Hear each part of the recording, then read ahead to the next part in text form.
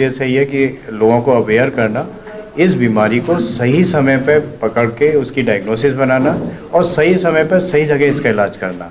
विश्वास मानिए, अगर लोगों को सिम्टम के बारे में जानकारी हो तो हम ज़्यादातर इन कैंसर को बहुत शुरुआत की स्टेज में पकड़ सकते हैं। सबसे पहले हमें कैंसर को रोकना है। रोकने के लिए आपको 4-5 चीज़ों का ध्यान रखना है कि आपको किसी भी फॉर्म में स्मोकिंग नहीं करनी है, अल्कोहल का सेवन ना करें। इसके अलावा जो टोबैको होता है, टोबैको च्युइंग बिल्कुल ना करें। खैनी एक तरह का है जिससे ओरल कैविटी के कैंसर बहुत ज़्यादा होते हैं, उसको नहीं करना है। फाइबर रिच डाइट लेनी है। आपको जो मोटे अनाज हैं और जितनी वेजिटेबल्स हैं, ग्रीन वेजिटेबल हैं, फ्रूट्स हैं, उनका सेवन अधिक से अधिक करें और नियमित रूप से आप व्यायाम और एक्सरसाइज करें। ये 4-5 चीज़ों का आप ध्यान रखेंगे तो आप इस कैंसर को होने से रोक सकते हैं। तो पहले हमारा रोकना है हमें। उसके बाद अगर आपको हो जाता है तो अब इसको पहचाने कैसे हैं। पहचानने के लिए सबसे अच्छा है कि आपको कुछ सिम्टम्स, कुछ लक्षण आपके शरीर में अगर हो रहे हैं तो आप उसको जल्दी से जल्दी उसको पहचान लें। जैसे कि शरीर में किसी भी तरह की गांठ होना, ब्रेस्ट में किसी भी तरह का गांठ होना, ये सेल्फ एग्जामिनेशन से पता चल जाता है।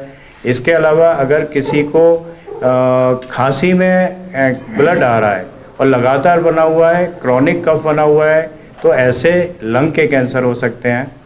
पेट के कैंसर के लिए आपको अगर खाना निगलने में दिक्कत हो रही है या खाना खाने के बाद उल्टी हो जाती है, पुराना खाना 24 घंटे में निकल रहा है या 12 घंटे बाद वापस आ रहा है, इसके अलावा या उल्टी में ब्लड आ रहा है, लैट्रिन में ब्लड आ रहा है, या किसी को पीलिया हो रहा है, उम्र उसकी ज़्यादा है, भूख कम लग रही है या वजन कम हो रहा है, तो ये सारे लक्षण किसी न किसी गंभीर बीमारी या कैंसर के हो सकते हैं। आपको तुरंत सही जगह पे सही स्पेशलिस्ट को आप दिखाएंगे तो ये बीमारी बहुत सिंपल टेस्टों में पकड़ में आ जाती है। एक बार डायग्नोसिस अर्ली स्टेज में होती है तो इनका इलाज बहुत आसान हो जाता है। और विश्वास मानिए, कनिष्क हॉस्पिटल में 2005 में भी कैंसर के ऑपरेशन हुए मरीजों को आज भी वो सुरक्षित हैं और इतने ज़्यादा मरीज हैं जो शुरुआत में अगर जिनको पकड़ लिया जाता है तो वो ठीक हो जाते हैं। एडवांस स्टेज में अगर लापरवाही करते हैं तो कभी कभी ये जानलेवा और बहुत ज़्यादा जानलेवा हो सकता है। यहाँ पे अगर देखा जाए कैंसर की बात करें तो अमाशय के कैंसर बहुत ज़्यादा कॉमन है, बड़ी आंत के कैंसर बहुत ज़्यादा कॉमन है। इसके अलावा पित्त की थैली, गॉल ब्लैडर के कैंसर यहाँ पे बहुत ज़्यादा कॉमन है। पूरे उत्तराखंड स्पेशली गंगा की बेल्ट है तो उस बेल्ट में पूरे एक गॉल ब्लैडर कैंसर काफ़ी ज़्यादा कॉमन है।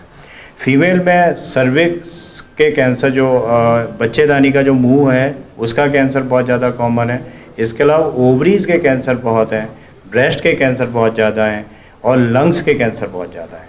तो अगर आप ओवरऑल देखें तो ये वाले कैंसर काफ़ी ज़्यादा कॉमन है। अगर इनको आप सही समय पर पकड़ लेते हैं, शुरुआत की स्टेज में पकड़ लेते हैं, स्पेशलिस्ट को दिखा लेते हैं, बीमारी अगर जितनी जल्दी होगी उतना जल्दी ये कंट्रोल हो जाती है। सर, क्या उम्र से कोई बहुत अच्छा सवाल किया। अगर आप 100 कैंसर के केस देखेंगे तो आपको 70% केसेस, 70-80% केस 50 साल की उम्र के ज़्यादा होते हैं। लेकिन कम उम्र के लोगों में भी ऐसा नहीं है कि कैंसर नहीं होते हैं। हमारे पास 18 से 20 साल के लोगों को पित्त की थैली के कैंसर की सर्जरी हुई है, बड़ी आंत के कैंसर की सर्जरी हुई है।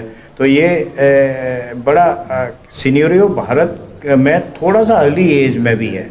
अगर हम विदेशों की बात करें तो ज़्यादातर कैंसर 60 ईयर प्लस होते हैं, बट इंडिया के सिनेरियो में जो परसेंटेज कम एज में है वो भी ज़्यादा है।